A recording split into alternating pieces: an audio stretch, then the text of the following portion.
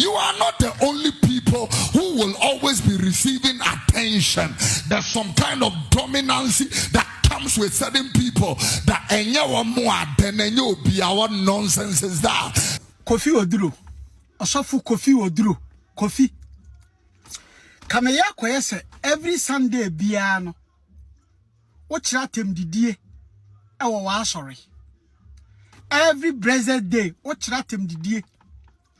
The way sisi kwasia. The way catcher obi se we yetimifo. Ebuja Prophet Kofi Oduro ne ho aka adwemu. Efa obaka any Akwaaba sense obi address wrong say our address no. As okay can adwe kira Asantehene no.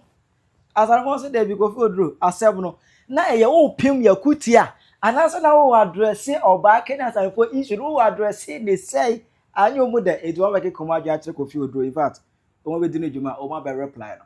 Be ba mo tie no akire wa adwen ama me e wo comment section. Aha Penyah media. Best was any demo. Over like video, no other about subscribe button, some back the notification icon for the just update. Now better the word and the mammy ever comments. As much as so baswa. No I share for so any be ashe. It's a last week Sunday. And a Prophet Kofi Oduro concern the issue of Obake and Akwaaba no. Ojana saw them and address here. Now Prophet submission no. Na ase wo pim Asantehene na kutia because issue ba ye no. Gamfo no kura bu na afu hu. And omudi Asantehene natem. Who are you, Ashantis? Foolish people. We will change every single thing. Every single entrance in Greater Accra here. Commercial entrance. Public entrance in Greater Accra here. Now Akwaaba here. We will change everything. We will erase the tree from Accra. Yes, we will erase the tree from Accra. We will make sure that none of our kids speak tree in Accra. Foolish people, who do you think you are? What does it? Gamfona be just am na boso. Eh dia Asantehene temo mo kire mu say oh airport no Kotika International Airport no e wo o masai so gansa so na sie enti yentimi e make usage of Akwaaba e wo ho because Akwaaba e ya akan word. E do mo ntia se mi the word Akwaaba no e wo ho a o mo defense e nyina se nka airport no e wo kumase a anka kanfo ne ntia se Asantehene ne particularly ko mo ntia se ye use obake e ne wo so e do mo defense nyina ne se once airport no wo gan no nko ade automatically it is for them. Eyomudia, no. Omubeyisu obake in place of Akwaaba.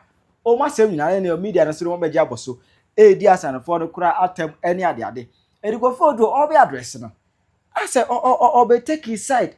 Ebe bo Asantehene no nko achi. What I say? When I look at the debate this week into, we are here debating over pettiness like a name, a term. Fighting over nonsense. That is what we are experts of. We fight over nonsense. There are 52 languages in Ghana. All of them deserve their language to be printed anywhere. All of them. They deserve that. In Frafra, Dagate, Dagare, Sisala, Kontunkuli, Nanumba. They all deserve. We shouldn't have any kind of dominance of some kind of ethnicity who wants to dominate all the time. Fairness, equity, that's the gospel of Jesus Christ. Treat your brother well and fair. What you don't want us to do to you, don't do it to your brother. Simple. You are not the only people who will always be receiving attention. That is not Christianity. More, there's some kind of dominancy that comes with certain people that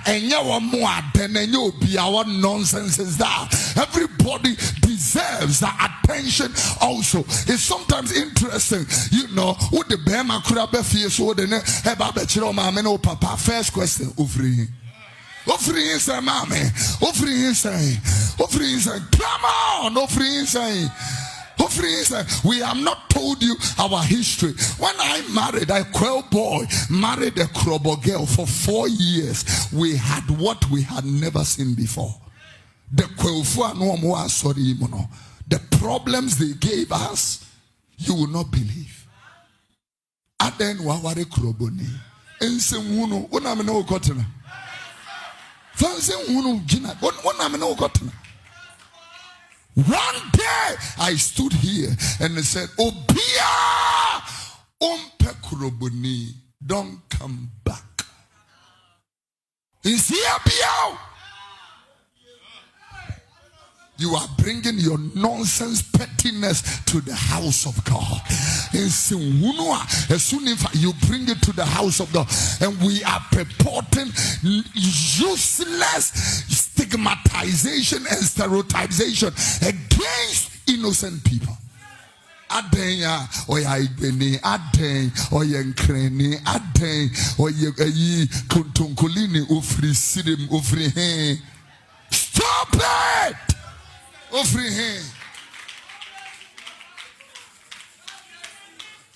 You will have people who have no Christ in them say things that oya pepe ni pepe. What is pepe? Penyah! What is pepe? Pepe me. I know what you're saying. So now we are not even looking at brains. We are not looking at character. We are now looking at pepe. Pepe spirit. Pepe. Bemen wunyam fu jina wenim. Yadi ayem pepe for. Mnamope he for. He for na mope.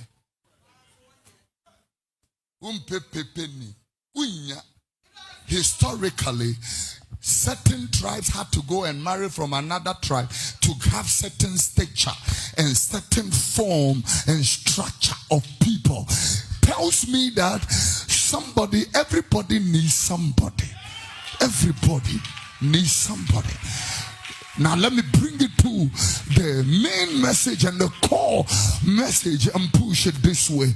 This is not the time for pettiness, like petty party, political, vindictive nonsense. We don't need it. Or your MPP, or your MPP in TDA, or rights or joining MPP, or rights or share MPP atadia, or right to that, or your NDC, or rights or your NDC. It does not stop us from relating as brothers and friends. It's just a political party which is here now and it will be gone tomorrow. Because CPP, they will not even have an assemblyman. You will not believe. They are out of all the seats in parliament. There is no CPP there. MPP ebetwamu ena NDC nso betwamu na sade Kofi Oduro esi kasa ye no eno na video na go viral na akodu asanefo nim no mutie anya omu de anya asanefo ne de in fact anko omu square how one person ko osofo ne kasa no osofo na kasa sa what take side so sa also so what take side there any so take side say the so yen say na wi abaye e first my prophet ebe kan ye no asanefo no abe reply no Kofi Oduro Ashafu Kofi Oduro Kofi Kameya kwese every Sunday bia no wo kira tem didie e wo wa sorry every blessed day wo kira tem didie de wa esise kwasea de wa ye ka kira obi se oyetimifo sakasa we nyina afiri wanu mu ba asesofo na metie u video bi dia woka na ayenokre Ghana kasa bia no yebetimi di Akwaaba airport wo na kasa bia no yebetimi ayishu but kasa bia woka aye no ana memani anye ho se enkrofo bi firi se Ghana ye wo mu nko adia na mebusa sesa ya wo preach wie Kofi wie a aya wo tena se dwene ho ana patashi na aya wo onum ninti wo kasa aya wo nwene ho Kofi Oduro Debia ukadimi unim se sa kasa na ukani nyina no ukama wa wo ho dia ukaye no unim se betimi dia asema ba na nkrofo ben na aya omoji oman ni boso o mususu se oman ni yom dia nkrofo ben wadimi papa Kofi Oduro wo ye dibifo te wo bia minim sa petesi na aya wo nom nti sa aya na afa otirimo What you can talk about woman we munu what dibi Kofi Oduro wo ye dimifo. Abusia fantame da bia wo dire simpie so se wo bia dimi but wo kasa no wo ye dimifo. Every blessed day wo tratem didie asesofo wo tratem didie wo asore wo dimi ana wo yiri won tumfo wo dimi Kofi Oduro wo dimi suenyansa no wo dimi wasire wo kon wo tiri ho ama wo kon wayire tan se de wo jeje ntokwa so no wo nya dimi no wo kwasiam panini kura te se wo Kofi Oduro wo timi ka kire nananom bi se wo munya dimi no abra wo wunim se wo dimi sa enti wo Kofi a Ayɛ preach and wo preach no wo Kofi a wo se tie die wan kanyan sasam Ayɛ wo kanyan sasam ba konkura o enti atemu na wo te atemu no wadimi na suenyansa Kofi Oduro wo ye dimifo aden ye te wo ma we mu asundwiem emre bia bo pese modi ade de ntokwa beba asesofo de nka kasa afanu no mienu nyina no eye se nko bia ye woke wo siesie wo ka wo yanim wo ka wo yanim wo wia no akanya bom but wo kasa no anya kasa pa ade asundwie ba enkrofo bai na ye omususu se Ghana ayi omudia wo ye dimifo Kofi Oduro wadimi dudu na suenyansa wadimi oyiri ya nkwa ma na wo hwe a ekwa wo mu se ya ese nkema wunyansa ba wo hwe oyiri nkwan a ema wudimi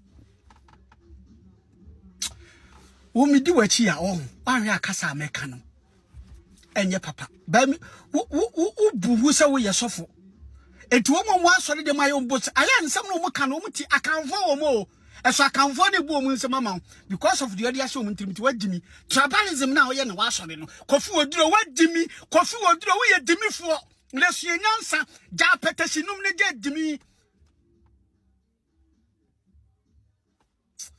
metwa so u preach wie na Kofi a ya tena se dwene ho de wo kan said ya mekan dia asomdue ba da bia wo tratam didie obi nya adimi obi nya nkwasasem asem a wo kan wo mu so wadimi na de na ntimi kan tro se me Kofi Oduro me adimi fo ebe iru asase we so bi na ma sa no fo agofu e bo opa kojina epoase mbo mu di o mbete o mbe reply o okay o mbe reply o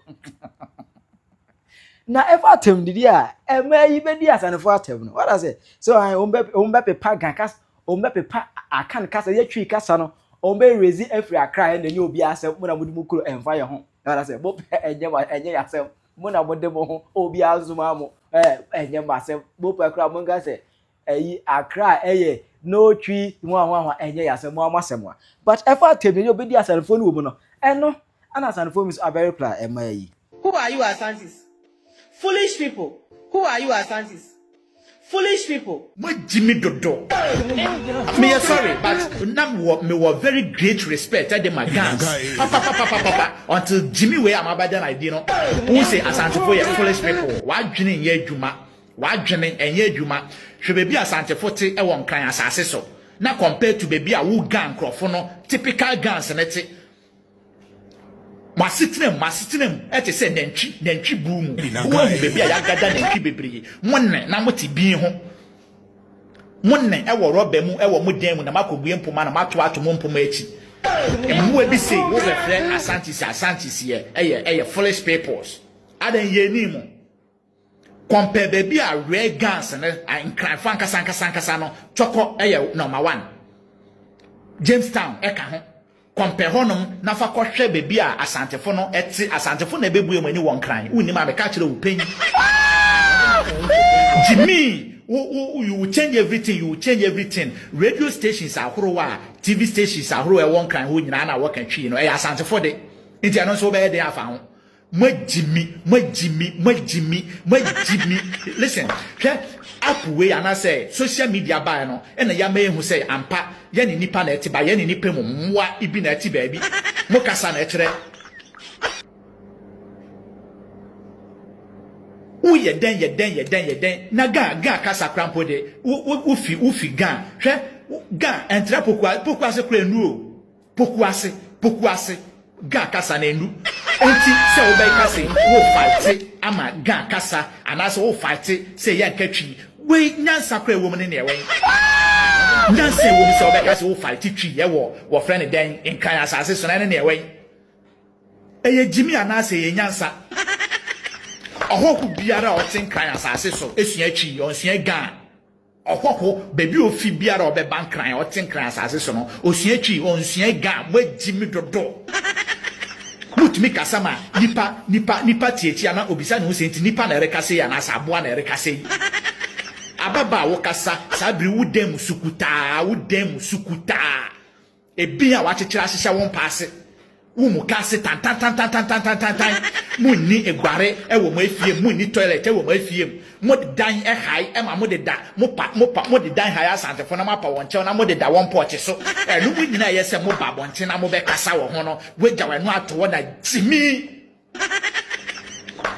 wo bana wo mane nka Asante no enu ha wasante o ebe ha wo bana nkasa ena wo bana so krampo no otetwi kasa na krasi ga kasa no efie na obehye ne seme mo nkega ene okwa abonte atwa ne tekrema oba fie a na wasan de ato aso magimi dodo mo kasa nyina ye jimi nyansa mo ma nyansa lead mo se wo ma nyansa lead wa niam bi wo ho a understanding no e very simple mo ma nyansa lead mo hwe wo friend den Asantememu nsu ye de wo friend den Lake Bosomontwe hwe amanfo fim bia ebato e wo Lake Bosomontwe hwe ne surroundings no ne feye na fa compare wo friend den odona majimi odona we nanka enkraya hemfo aka wonti abom eti odona mu edi boat bia besisi so ayeye environment na surrounding neat aka no everyday bia be ma musika wo emwa obeki na wo de kwakobo airport no ahe na ebe fim abra everyday majimi yekasi the way jimi fo a afi na mabe piva je se kana sana ejimi fo hihye ba bia ampa majimi tu obashama in video bi spa munyi nyina aha no benye scarf kwami despa mu free Kumase bai no mu kita hwi omu ye ohiafo aha no benye Ozin Adam se mon power tap ubetima to so so omu aha no benya omu sika free Asantefo ni we nyina aha no benya omu sika free bisa se den omu ye wo mu kurom omu timi ye omu tawa wo ho hwe na se automobile na despa oye no oye wo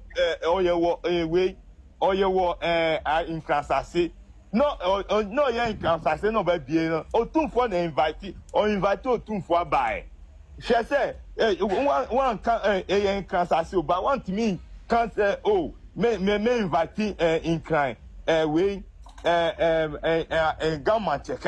gamanche but one invite gamanche and one invite Otumfuo abai obi asase ni so onupo yankan akaya Asante region na yeye bibi wo ho inkrani ahi na wo Asante region enkran for moya ye inkrasisem kakra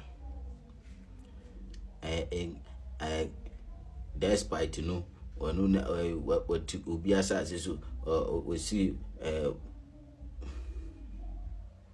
Osika museum entity land no enkran for dia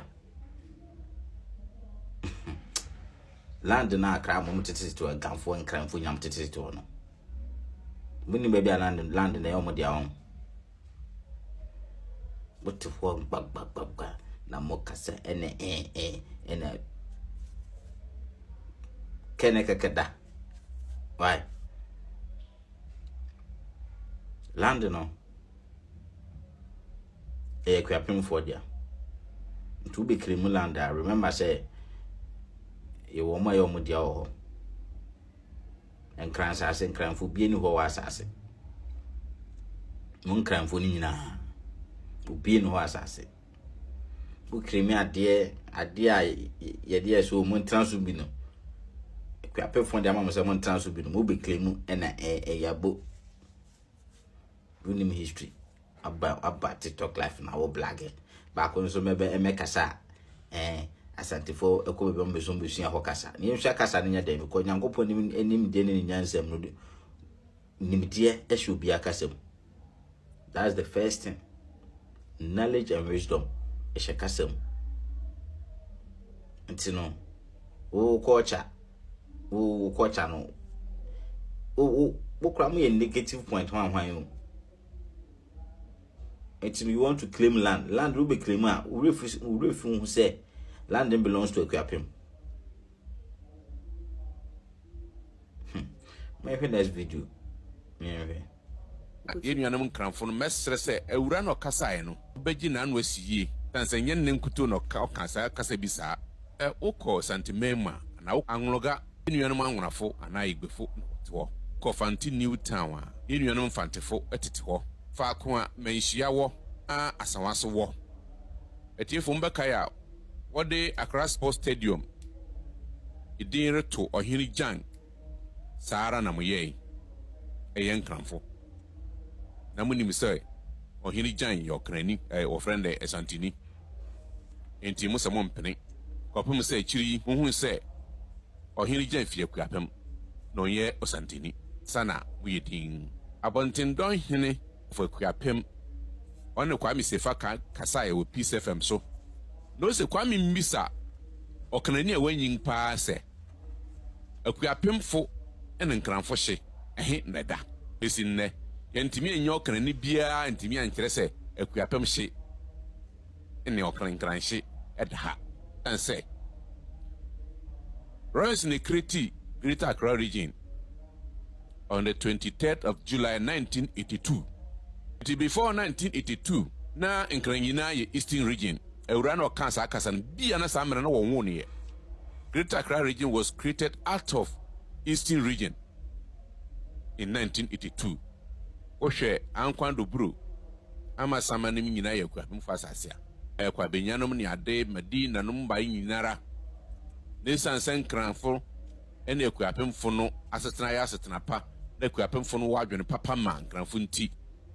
One kasa yerije yansase sere sa kasa no se woreka biribi afatwi kasa ho a na wasusu se wonnim a se views na wohwehwe de a and you be very careful ekuapem ne nkran woni ohye enti se enuanum nkranfo sa na mpesa mo kire na sa na mo kasa mpesa mo kande a and ebedu mmiribi no no nipa bi nso behwehwe won hye Chirajo mame ewo comment section. Aha Penyah Media. Accra.